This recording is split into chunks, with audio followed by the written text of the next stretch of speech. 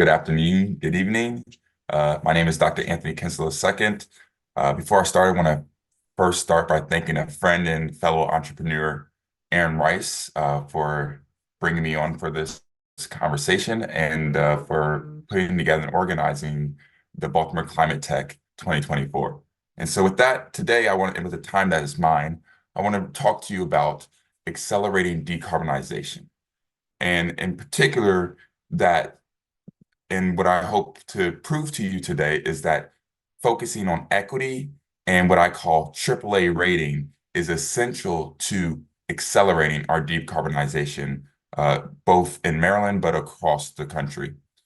As I mentioned, Anthony Kinslow. I am a proud graduate of North Carolina Agricultural and Technical State University.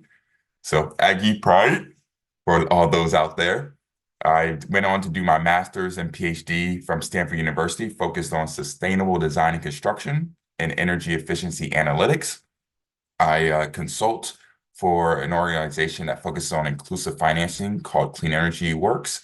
And I also am a lecturer at Stanford University, where I teach two classes, Racial Equity and Energy and Quest for an Inclusive Clean Energy Economy, both classes which I co-created in 2020 following the protests after the murder of George Floyd and obviously many others. I currently live in Springfield, Virginia with my wife, Maria, and my two boys, Marcus and Samuel, and really focus on this idea of bringing equity to the forefront. And I think it's important to understand that in this clean energy transition that we're going through right now, we have a great opportunity to address the racial wealth and health gaps that we have in this country. In that when we talk about equity, we're not talking about going after people and buildings that don't care about this stuff. In fact, one of the main premises in the clean energy space is that Black and Brown communities are too busy to do this work, or don't really focus on this work, or don't care about this work because they have other higher priorities. But when we look at poll after poll done over the last decade, what we consistently see is that African Americans and Hispanic Americans have a higher degree of concern about climate change. They want to see more done and are more alarmed about climate change in general. So this study was done by Yale and George Mason University. Another study, same study that came out, but shown a little bit different, showed that Black and Hispanic Americans are more willing to advocate and campaign for elected officials to take action to reduce global warming. So I want to start this conversation by noting and breaking this premise that Black and Hispanic Americans don't care about this or have other things to concern about, that in fact, by focusing on these communities, we can actually target the people who care most about this. And one of the reasons why that I've seen in my time as an entrepreneur, my company Gemini Energy Solutions, which I'll talk to more later, is that we don't offer what I like to call a AAA rating. We need solutions out there that are available, accessible, and acceptable. Oftentimes, there are solutions that are not available in the areas, rural communities, for instance, or in the Southeast, or that the clean energy market is not marketing or advertising to certain neighborhoods, making it inaccessible, even though a solution is available, it's inaccessible.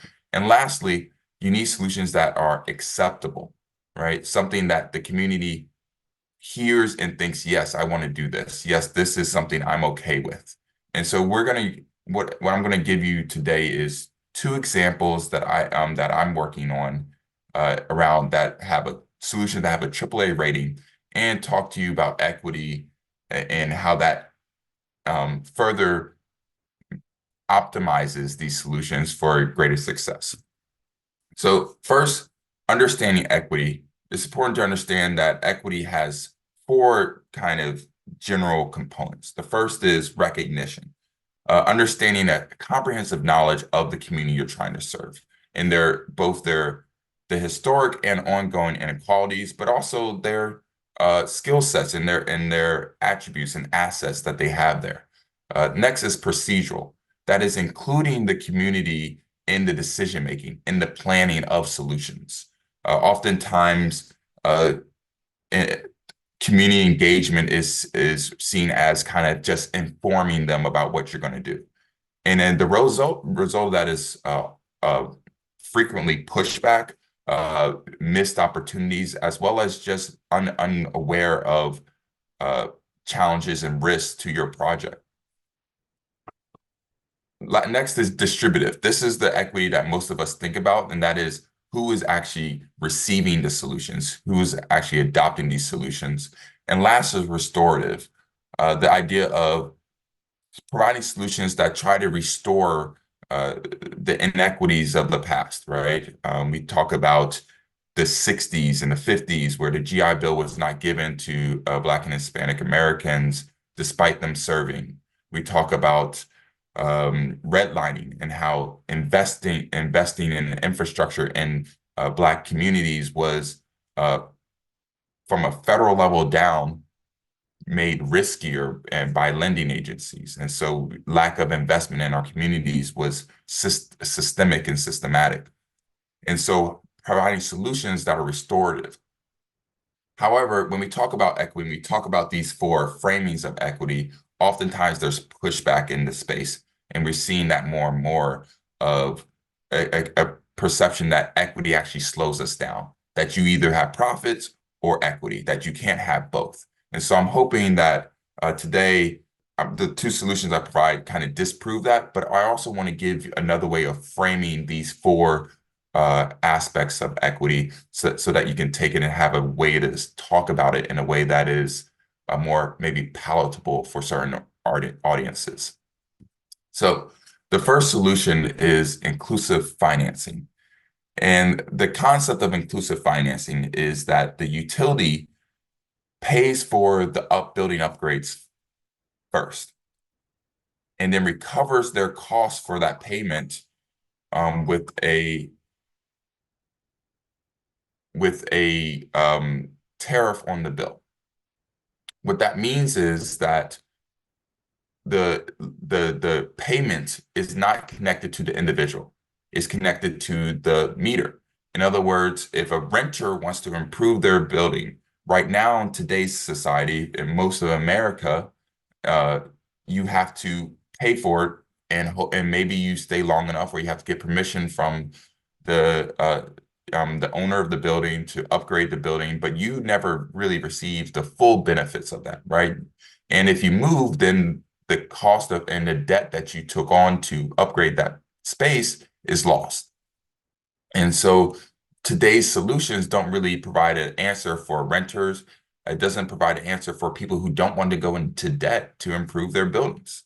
And so inclusive financing, where the utility is paying for it first, collecting the repayment from the tariff on a bill that is less than the actual savings, means that anybody anywhere can upgrade a building if they so choose to. You're making it accessible to folks and acceptable to folks. They no longer have to go to debt to pay for clean energy upgrades. What we've seen in terms of performance for inclusive financing is that debt-based solutions, when the Lawrence Berkeley National Laboratory did a study, they showed that 0.01% of eligible populations make the decision to go into debt to do a building upgrades, 0.01%, right? That's not going to get the job done. Alternatively, what we've seen from inclusive financing solutions in North Carolina, and Kentucky, and Arkansas, California, is that we're seeing levels of 3% of the eligible population saying yes to building decarbonization, to saying yes to building upgrades. And in some of these places, like Roanoke Electric Cooperative up here in rural North Carolina, we're seeing adoption rates of 3% within Black communities that is persistent poverty areas, right? Black and persistent poverty are two words you usually don't hear and think about when you talk about massive adoption of clean energy solutions. But that is the reality when you provide a solution that is available, accessible, and acceptable to the population. More than that, what we've seen is that when you add equity to it, so if it costs $10,000 to upgrade the building, but the savings are only going to be $8,000 over the life of it, then that's a $2,000 copay. And when there's a co-payment that a person has to do, the adoption rate is around 50%. So 1 out of 2 people will still say yes to that co-payment because they're still getting a much larger value. But if you pay for that co-payment, right, which what I call equitable addition to this inclusive financing, then the adoption rate actually jumps to 90%. 9 out of 10 people will say, yes, I want to move with this. And so if our goal is to accelerate, is to increase more people saying yes to adopting building upgrades, then the idea of equity combined with this inclusive financing shows a clear improvement in that. The next solution is the work that my company does, Gemini Energy Solutions, in partnership with Green to Church, and that is what we call Clean Energy Hub. The concept, well, first starting with the industry standard for microgrids and revenue and resiliency hubs is that there's a lease model. The church or facility does not have any ownership, no control, and they maybe at best get about 10% of the revenue that comes from that, right? In the best case. Alternatively, we focus on ownership, control, and 80% of the revenue starting off, and that increases over time as we empower the church to take over and maintain these systems through workforce training in the community, and so hiring locally, right? For us, the Clean Energy Hub is energy efficiency, solar panels, battery storage, and also we add EV charging stations. So the EV charging stations is where the revenue generation really comes from. And it has a dual benefit because oftentimes Black communities are in energy efficient deserts, or now EV charging deserts. You've probably heard the term food deserts in the past. And these deserts are expanding in the clean energy space as well due to the industry and market. And so what we're looking for here is to provide solutions that the church now, instead of having to lease their property, having to lease their parking lot away and only getting a fraction of the revenue, they are taking ownership. They can choose how much they charge for the EV charging stations, and they can choose how the revenue, the profit is used in their community, and the result of that is has been stark. We've seen such an excitement, engagement. One representative from the AME district, one AME district, said that their elders had not been so excited about a solution that he's ever seen. Right? So there is clear excitement about a solution that provides them ownership, provides them revenue generation and more money to impact their community. And we have a goal of reaching 2,000 churches in 2025. And we're starting with 100 churches in Georgia and California this year. So to close out, I want to give you some ideas to think about equity in a way that is more maybe palatable for audiences that don't want to hear that term equity. And first, starting with recognition. As an engineer, before you dig into the ground, and we have it all for our houses as well, you're supposed to call in and do a survey of the ground, right? A geotechnical survey. You got to make sure that there's no wires down there. You got to make sure that there's no, that the soil is okay before you do any construction. That is what recognition is doing. You're understanding the landscape before you start moving in a space. Procedural equity, more closer to Yelp, right? When we use Yelp, when we're looking at different places to go eat, we're getting engagement from people who have been there. We're getting engagement from people who are maybe local. And so you're taking that advice and using that. The same concept is for procedural equity. You want to take the people's advice that are there on the ground and use that to have a better experience. Next is restorative. Every first-year law student has to go through a class about tort law. And tort law is essentially this idea of providing recompense for harm done. And specifically, there's a term called equitable remedy for specific performance. And that says simply that the harm was so great that there has to be monetary, that there has to be not just monetary, but action done to repair the harm that was done. And so this idea is common in our law system, and we're just applying it to our solutions and our clean energy transition.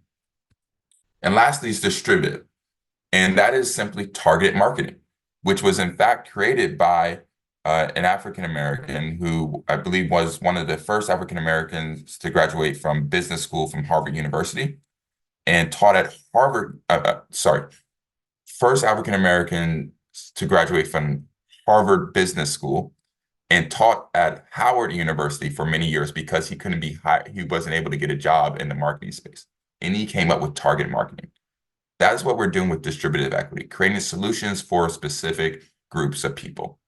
And so with that, I want to thank you for the time, and please feel free to reach out if you want to talk more about equity, inclusive financing, or accelerating decarbonization.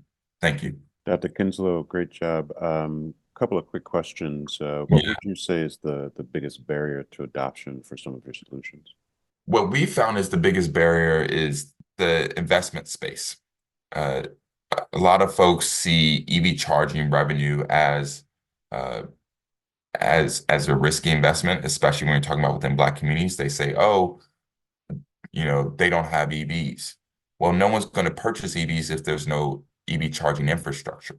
So it's a chicken and egg problem, and we've had a lot of difficulties obtaining money at scale, at the scale that we want to operate in to provide these solutions for the clean energy hubs in particular. For inclusive financing, the biggest issue has been more of just awareness with utility companies, showing the financials for it so that they can see that this is happening. And we're seeing more and more adoption. Duke Energy in North Carolina is moving on this. All of California has been ordered by their Public Utilities Commission to move on this. We're hearing the rural electric cooperatives have been moving on this for over almost a decade now. And places that red and blue states alike are doing this, as well as Missouri, for instance, is the whole state now has some inclusive financing solutions available.